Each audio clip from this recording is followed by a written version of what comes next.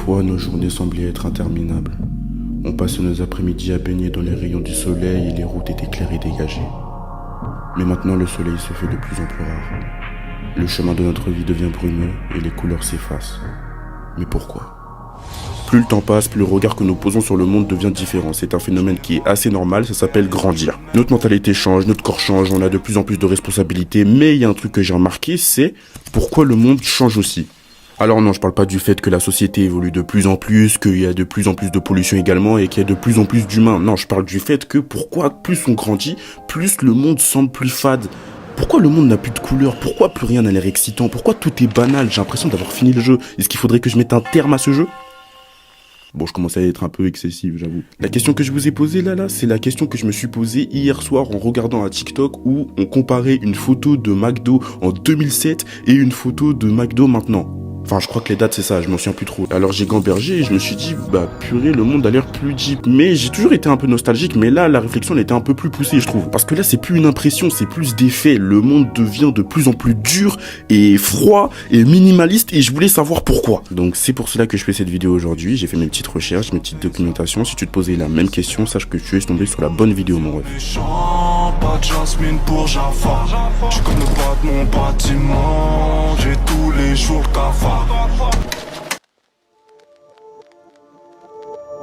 Voilà, remettons les choses au clair. Le monde n'a pas réellement changé. C'est pas parce que t'as une impression que le monde a changé que c'est réel, c'est juste ta manière de voir les choses et tes souvenirs ont changé. Ça, normalement, t'es censé le savoir. Si là t'es choqué, sache qu'il y a un gros problème, frérot. La nature, l'eau, le ciel, l'herbe, tout est pareil. C'est pas parce que t'as grandi que ça a changé, ça c'est normal. Mais en fait, en réalité, techniquement, oui, le monde est plus gris qu'avant. Attends, je m'explique parce que là t'es en train de te dire mais c'est contradictoire ce qu'il dit là. En gros, une scientifique a analysé plus de 7000 photos d'objets du quotidien dans l'ordre chronologique. Elle a donné son verdict et suite à cette étude, on en déduit que les objets du quotidien deviennent avec le temps de plus en plus gris. Les objets qui nous entourent perdent de leur couleur pour laisser place à des nuances de blanc ou de noir.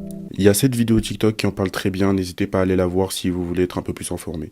Mais du coup, pourquoi est-ce que les objets qui nous entourent deviennent de plus en plus noirs ou blancs ou gris? Eh bien, c'est tout simplement parce que c'est plus facile de vendre un objet qui est noir ou blanc ou gris du coup, plutôt que des nuances de couleurs comme du bleu, du rouge, du violet. Toutes ces couleurs risquent de plaire qu'à une certaine niche de clients. Et les entreprises, c'est pas ce qu'elles veulent. Eux, leur but, c'est de vendre leurs produits au maximum de personnes, avoir un maximum de profit par conséquent. Mais au-delà de la couleur, il y a aussi l'aspect esthétique des objets qui change. Avec le temps, on touche à des designs qui sont beaucoup plus minimalistes que ce qu'on faisait dans le passé. Et tout ça se fait pour tout simplement rentrer dans les codes de la société actuelle. Par exemple, regardez cet iPhone et regardez celui-là. Je vous demande de faire un choix entre les deux. Vous allez forcément choisir celui-là. Bon, ça reste propre à chacun, certaines personnes préfèrent des aspects un peu plus vieillots, mais bon, au-delà de l'aspect un peu plus performance, juste dans le visuel, on a une bonne majorité des gens qui vont choisir cet iPhone plutôt que celui-là. Et cette logique, du coup, au-delà de l'exemple de l'iPhone, elle s'applique à peu près sur tout.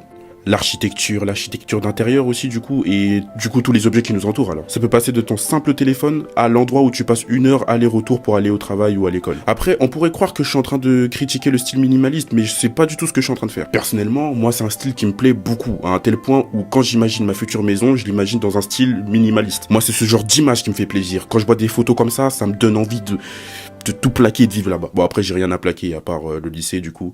Et ma vie de lycéen de merde. Bref, du coup, pour répondre à notre question, le monde devient en quelque sorte de plus en plus gris. Il n'y a qu'à voir les images des années 80 ou des années 90 pour se rendre compte qu'il y a eu un changement. Les publicités, les voitures, les vêtements, tout était plus coloré. Avec le temps, le noir, le blanc, le gris est devenu un symbole de sophistication. Et ça, les marques l'ont remarqué. En créant et en vendant des articles dans cette palette de couleurs, ça donne un aspect un peu plus premium à l'article qu'ils veulent vendre du coup. Mais tout ça, vous l'auriez douté, ça joue énormément sur la psychologie de la population. J'ai trop traîné en baba. J'dois en faire million pour papa. Mais est-ce que finalement, ce serait pas notre cerveau qui nous tromperait depuis le début? Le monde en soi ne change pas, il évolue juste, comme il le fait depuis la nuit des temps. Donc le problème ne viendrait pas des gens, mais plutôt de nous. On grandit et on prend conscience des enjeux qui nous entourent. Des nombreuses crises qui ne font que de s'accroître. La pollution, le climat qui s'empire de jour en jour, d'année en année. Et l'inflation qui impacte également de plus en plus de gens. Les gens deviennent de plus en plus anxieux, à se demander constamment comment ils vont faire pour le futur. On est constamment entouré de la pression et de l'incertitude, mais finalement, est-ce que notre passé était mieux ? Ou est-ce que c'était qu'une illusion parce qu'on retient que le positif? Ou peut-être c'était juste parce qu'on était insouciant, mais la situation dans laquelle on était pas mieux. On idéalise le passé au dépit du présent. Et demain on refera la même chose, en pensant à 2025, en se disant que notre vie était si parfaite et si belle, alors qu'aujourd'hui on le pense pas. Et si on prenait juste le temps de penser qu'au positif, d'arrêter de penser qu'au négatif, de regarder autour de soi, d'avoir le droit de rire, car la vie n'est pas si morose finalement.